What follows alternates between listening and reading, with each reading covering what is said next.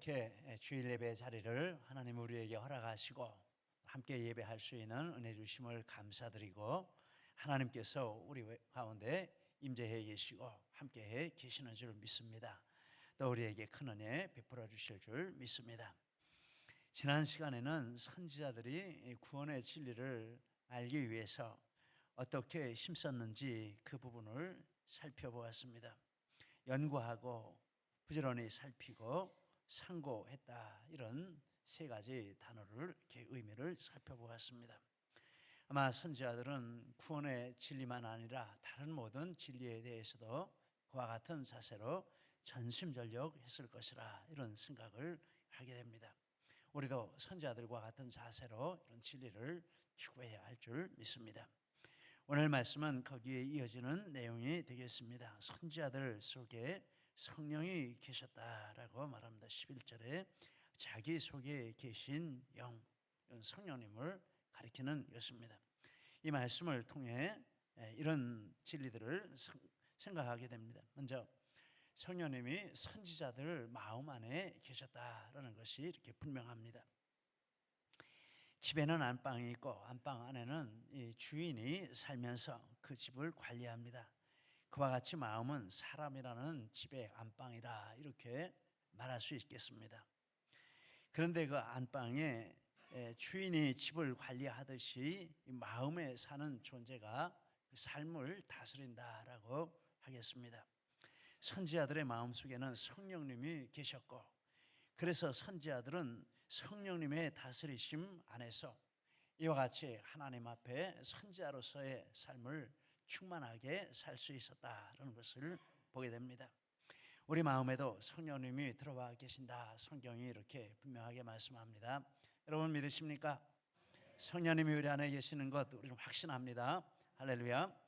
그런데 들어와 계시는데 선지자들이 그 사실을 알았다, 인식했다라는 것도 본문에 분명합니다. 11절에 다시 보면 자기 속에 계신 영이 증언 또 지시하시는 것을 상고했다. 그러니까 영이, 성령이 자기 안에 계시다는 것을 인식하지 않으면 지시하시는 것을 어떻게 알고 증언하시는 것을 어떻게 알겠습니까? 성령님이 자기 안에 계시다라는 그것을 분명하게 인식하는 삶을 살고, 또 성령님과 이렇게 교제하고 교통하고 지시를 받고 증언을 듣는 이런 삶을 살았다라고 볼 수 있습니다. 고린도후서 1장 22절에 보면 그가 또한 우리에게 인치시고 보증으로 우리 마음에 성령을 주셨느니라. 선지자들뿐만 아니라 우리 모든 주의 백성들에게는 성령님이 그 마음에 들어와 계시다라고 말합니다. 그리고 그것을 분명하게 알아야 한다. 고린도전서 3장 16절에 너희는 너희가 하나님의 성전인 것과 하나님의 성령이 너희 안에 계시는 것을 알지 못하느냐라고 했습니다. 여러분, 성령님이 내 안에 계시다 다 분명하게 아시죠? 분명하게 인정하시죠? 우리 한번 인사 나누시겠습니다. 성령님이 우리 안에 계십니다. 아멘. 성령님이 우리 안에 계십니다. 할렐루야. 성령이 내 안에 계시다, 이 분명하게 인식해야 합니다. 성령님이 내게 주시는 말씀이네, 성령님이 깨닫게 하시네, 이런 은혜들이 우리에게 있어야 합니다. 그런데 선지자들이 이제 성령님이 그 안에 계시고 그것을 인식했고 성령님을 의지하여서 구원의 진리를 연구했다라는 내용이 본문의 말씀입니다. 10절, 11절을 제가 다시 한번 읽겠습니다. 이 구원에 대하여는 너희에게 임할 은혜를 예언하던 선지자들이 연구하고 부지런히 살펴서 자기 속에 계신 그리스도의 영이 받으실 고난과 후에 받으실 영광을 미리 증언하여 누구를 또는 어떠한 때를 지시하시는지 상고하니라 라고 했습니다. 성령님을 가리켜서 그리스도의 영이라 이렇게 말을 했습니다. 성령님의 목적은 그리스도를 증거하는 것이기 때문에 이렇게 그리스도의 영이라고 한 것입니다. 요한복음 15장 26절에 내가 아버지께로부터 너희에게 보낼 보혜사 곧 아버지께로부터 나오시는 진리의 성령이 오실 때에 그가 나를 증언하실 것이요 사도행전 2장 4절에 보니까 그들이 다 성령의 충만함을 받고 성령이 말하게 하심을 따라 다른 언어들로 말하기를 시작하니라. 그리고 11절에 하나님의 큰일 말함을 듣는도다. 성령님은 이 세상에 오신 목적이 예수 그리스도를 증거하고 믿게 하고 순종하게 하고 증거하게 하고 이런 목적으로 성령님이 이 땅에 오시고 또 우리 마음 가운데 들어오셨다라는 것입니다. 그래서 성령님은 그리스도의 영이라 이렇게 말할 수 있습니다. 그런데 이 선지자들이 그리스도의 영이신 이 성령을 의지해서 구원의 진리를 연구했다. 본문의 내용이 그런 내용이 되겠습니다. 선지자들에게 성령님이 계시해 주신 구원의 진리가 두 가지가 있습니다. 그리스도의 고난과 영광, 그리스도의 고난과 영광을 증언했다. 직접적으로 말씀을 그들에게 계시를 해주셨습니다. 그리고 직접적으로 계시하시지 않으신 내용이 있는데 그것은 누구인지 그 고난과 영광을 받을 존재가 누구인지 또 어떠한 때인지 이것은 이제 증언했다라고 하지 않습니다. 그 고난과 영광에 근거해서 그러면 누구인지 어떠한 때인지 이거 지시하시는 그것을 이렇게 탐구했다라고 말하고 있습니다. 선지자들이 성령님이 계시해 주신 진리인 이 그리스도의 고난과 영광에 대해서도 그 계시를 받았지만 안다고 할 수는 없습니다. 정말 모든 것을 다 안다 이렇게 말할 수 없습니다. 고난이 있고 영광이 있다 이런 순서 정도는 알았겠지만 그 고난이 어떤 성격의 고난인지 또 고난이 어떤 내용의 고난인지 이것도 처음에 이 계시를 받았을 때는 정확하게 몰랐을 것입니다. 또 영광이 어떤 영광인지 이것도 알 수가 없는 것입니다. 그냥 고난, 영광 이런 정도 그리고 그 순서 정도 계시를 받았습니다. 더군다나 계시해 주지 않으신 그 주제 누구인지 또 어떠한 때인지 이런 진리들에 대해서는 말할 필요가 없습니다. 계시를 받았어도 그 전모를 다 알 수 있는 이런 능력이 없고 또 그 외의 내용에 대해서는 더 알 수가 없는 이런 상황입니다. 그래서 그 계시해 주신 것들을 좀 더 깊이 알려고 하면 할 수 있는 방법이 있는데 하나님 앞에 엎드려서 기도하며 말씀 붙들고 씨름하는 것입니다. 주여 가르쳐 주옵소서, 주여 알려 주옵소서. 이렇게 하면서 성령님이 조금씩 더 깊이 있게 더 자세하게 알려주시는 이런 내용들을 탐구해 나갔다라는 것입니다. 성령님이 임하시면 그냥 떠먹여주듯이 이렇게 하는 게 아니라 연구하고 자세히 살피고 상고하고 이것도 다 성령님의 은혜 가운데 들어있는 것입니다. 성령님이 임하시면 그런 열심을 주시고 그런 열심을 통해서 조금씩 점진적으로 깨달아가게 하고 알게 하고 믿게 하고 순종하게 하고 이런 역사가 있다라는 것입니다. 지난 시간에 말씀을 나누는 다니엘을 보면 예레미야서를 읽다가 깨달은 말씀을 붙들고 금식하면서 기도했습니다. 성령님이 금식하며 기도하게 하신 것이라고 하겠습니다. 이렇게 할 때 70일의 계시를 주셨습니다. 그런데 70일에는 예수 그리스도의 재림 때까지 이어지는 이런 구속사의 전 기간 그 성취가 언제가 될지 알 수 없는 이런 계시였습니다. 그러니 다니엘이 그것을 받았지만은 도무지 그 전모를 이해할 수 없는 이런 내용입니다. 다니엘은 주전 500년대의 사람인데 그로부터 2500년 후인 오늘날까지 그리스도는 아직 재림도 하지 않으셨습니다. 그리고 언제 재림하실지 하나님 이외에는 알 수 있는 사람이 아무도 없습니다. 그래서 다니엘이 70일의 계시를 받았어도 그 내용을 모르고 또 계시를 받기 전이나 받은 후나 정말 다니엘이 자기가 계시를 받았어도 안다라고 할 수 있는 것이 거의 없는 이런 상황이라고 하겠습니다. 다니엘이 그 계시에 대해서 조금이라도 더 알 수 있는 방법은 성령님이 알려주시는 방법뿐입니다. 그래서 어떻게 했습니까? 그래서 금식하며 말씀 붙들고 씨름하는 것입니다. 하나님, 70년의 뜻을 이렇게 깨달았는데 이것이 맞습니까? 맞다면 언제 이루어 주실 것입니까? 이렇게 하면서 기도를 했는데 70일이라는 것으로 보여주셨는데 이거는 70년하고는 비교가 안 되는 것입니다. 수천 년의 이런 기간이 축적되어 있고 그 안에 어마어마한 사건들, 나라의 흥망성쇠들 뭐 이런 일들이 일어나고 그러면서 그 안에 구속사가 이어져 가고 이건 뭐 한 사람의 머리로는 상상할 수 없는 이런 내용입니다.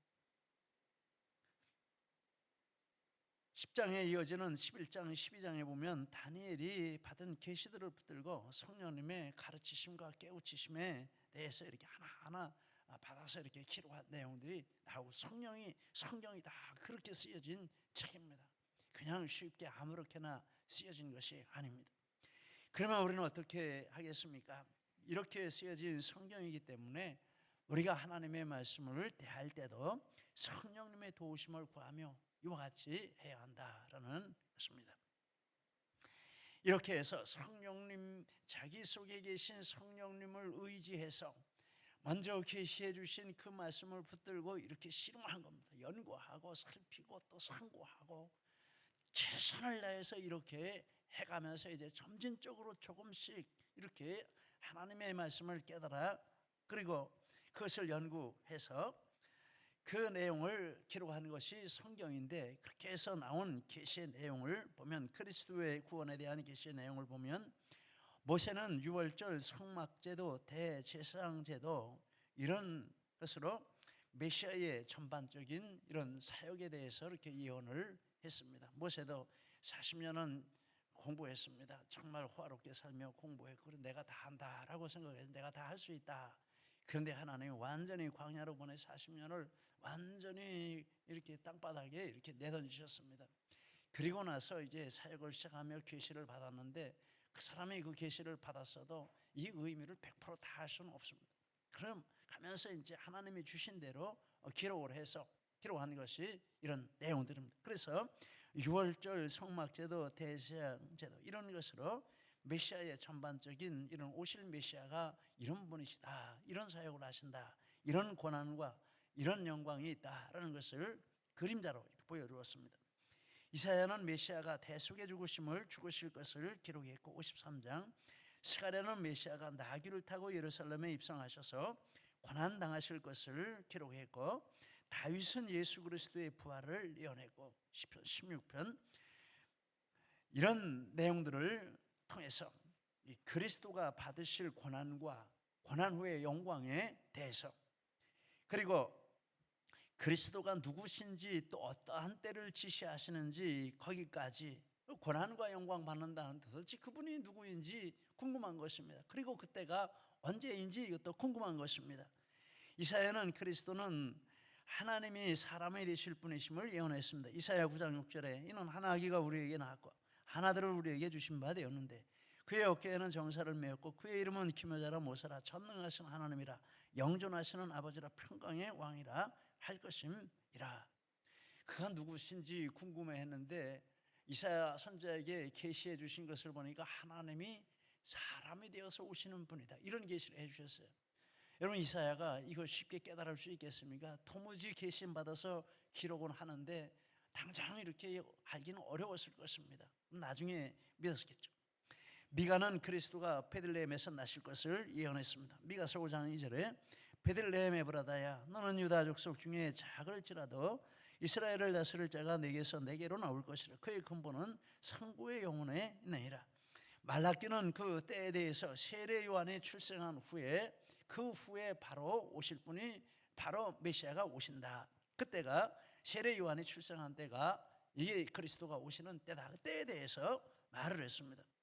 요나는 물고기에게 삼켰다가 3일 후에 나오므로 그리스도가 죽으신 지 3일 후에 부활하실 것을 이렇게 자기 처음으로 예표를 했습니다. 그래서 이렇게 점진적으로 정말 성령에 사로잡혀서 또 성령을 붙들고 이렇게 씨름하면서 깨닫고 계시받고 연구하고 감동을 받고 조금씩 이렇게 은혜 받아서 기록한 내용이 구약 성경입니다. 그런데 그렇게 성도들이 구약의 선지자들이 이렇게 연구를 해서 구약 성경을 남겼는데 그들이 연구한 또 계시받아서 기록한 모든 것이 신약의 성도들에게 임할 은혜를 예언한 것이었다라고 말씀을 합니다.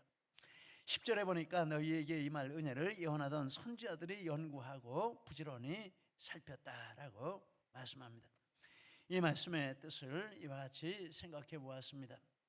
전심전력하는 말씀 연구를 통해서 선지자들 자신이 은혜를 받고, 그리고 말씀 가까이 하여서 축복을 받고, 선지자들이 먼저 자신들이 은혜를 받은 것이죠. 말씀을 붙들면 자기가 먼저 은혜를 받는 줄 믿습니다.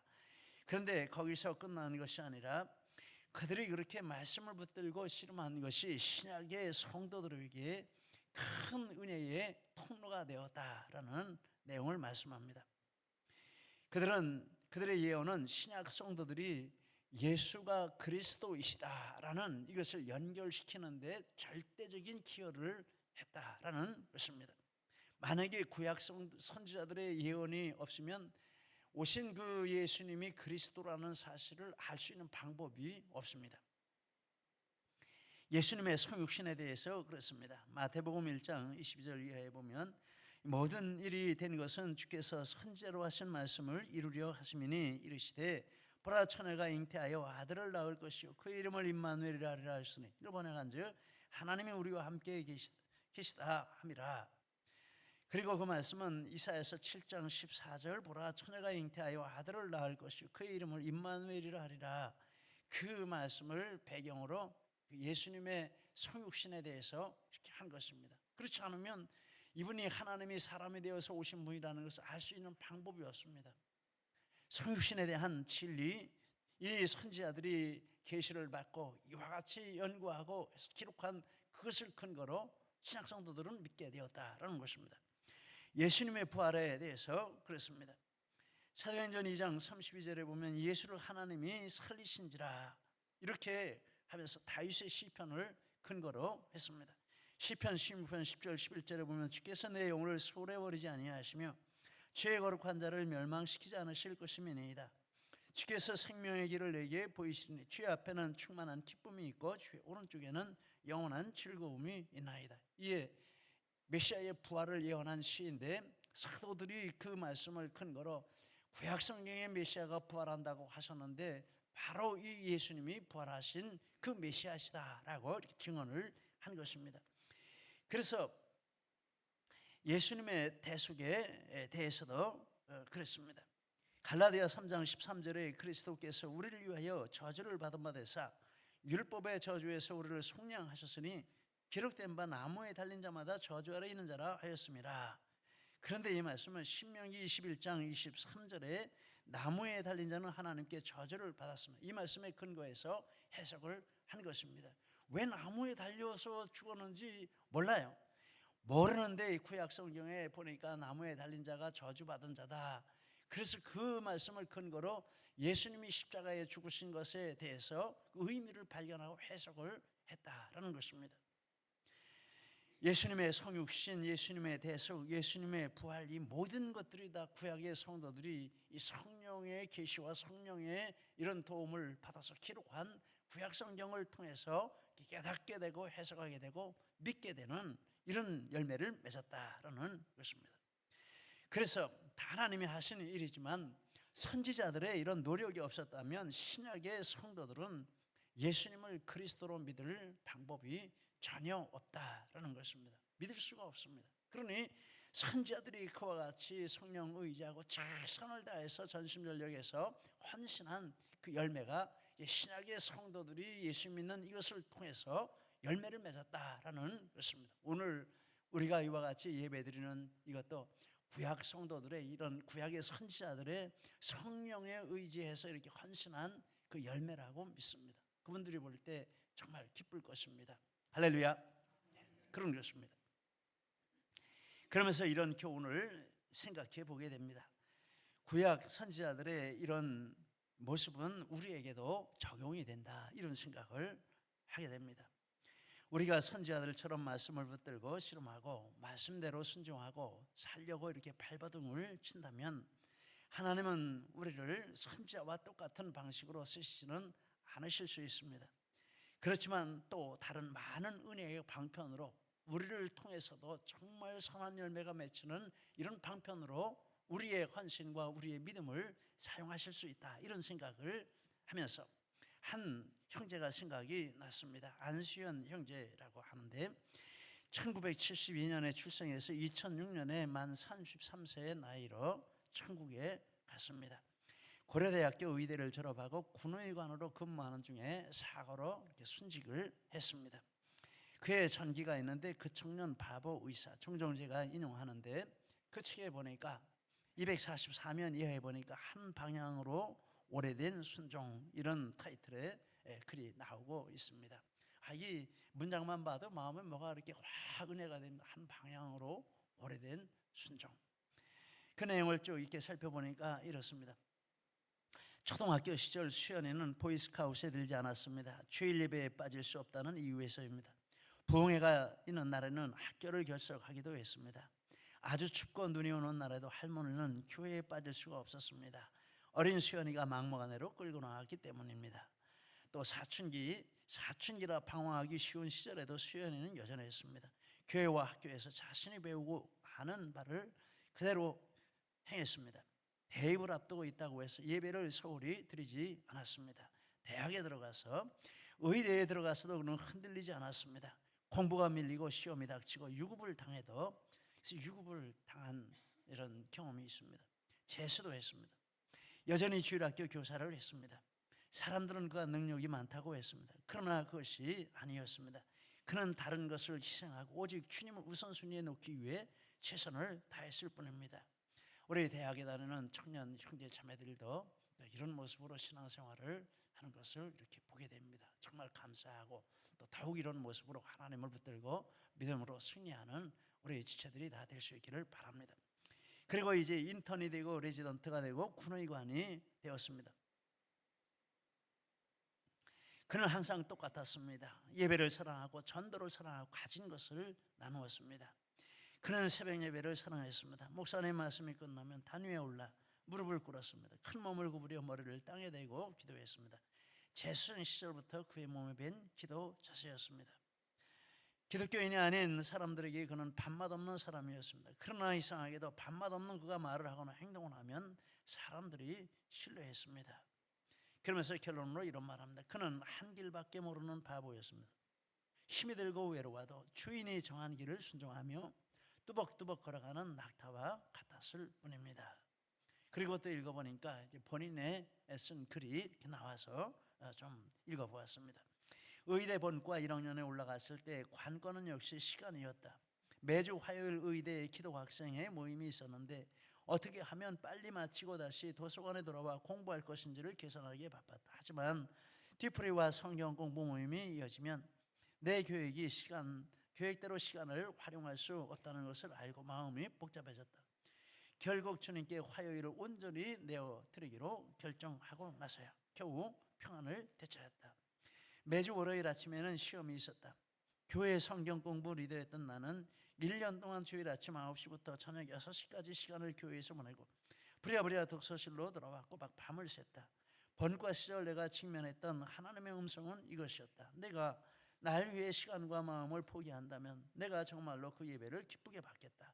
하지만 너는 그로 인해 성적이든 이성교제든 무엇이든가 손해를 볼 수 있다. 그래도 내게 그 부분을 주겠니?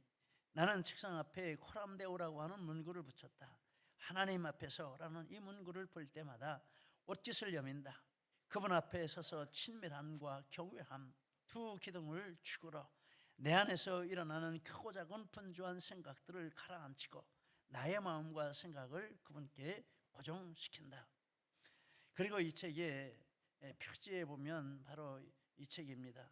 저는 이 책을 읽으면서 처음부터 끝까지 정말 감동이 있는 책이다 이렇게 생각을 하고, 이게 성경에 뒤에 붙이는 부록을 붙인다면 이 책을 붙이면 되겠다 이런 생각을 할 정도로 너무너무 저는 이 책이 감동이 됩니다. 그런데 이 표지에 보면 이렇게 나옵니다. 그는 부재 중이지만 그의 사랑은 진행 중입니다. 이 책의 인쇄로 시작된 안수현 장학금은 2010년부터 2018년 현재까지 28명의 학생들에게 장학금을 주었습니다. 현재 11명의 의사, 2명의 한의사, 8명의 간호사가 나왔습니다. 아직 의대, 간호대에 재학 중인 학생이 7명입니다. 이처럼 그의 사랑이 흘러가는 곳에 또 다른 이야기와 아름다운 흔적들이 남을 것입니다. 그 청년 바보 의사, 그의 사랑은 진행 중입니다. 의사 한 명 배출하는데 돈이 얼마나 드는지 저는 잘 모르겠어요. 근데 많은 돈이 든다고 하는데, 지금 여기 기록된 것만 2020년 이전에 이렇게 책인데, 2020년에 나온 책인데 35명의 의사를 배출하고 또 그 계통의 학생들을 이렇게 후원하고 있다면 적어도 뭐 정말 몇 억 이상은 되지 않겠습니까? 뭐 몇 억이 뭐겠습니까? 그런데 책 팔아가지고 여기서 나오는 이익금으로 그렇게 몇 억씩 뭐 이렇게 나온다면 얼마나 이게 많이 팔리는 책입니까? 말할 수 없이 많은 사람들에게 감동을 주고 있다, 이렇게 생각을 하게 됩니다.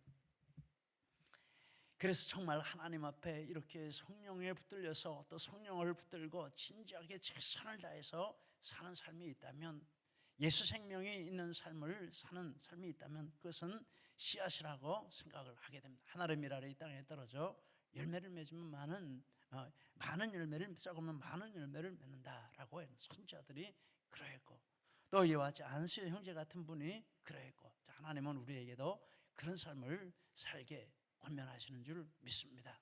여러분, 구원에 대하여 우리는 책임이 있습니다. 구원받은 하나님의 자녀답게 사는 우리 모두가 되시기를 예수님 이름으로 축복합니다. 기도하시겠습니다. 우리 말씀부터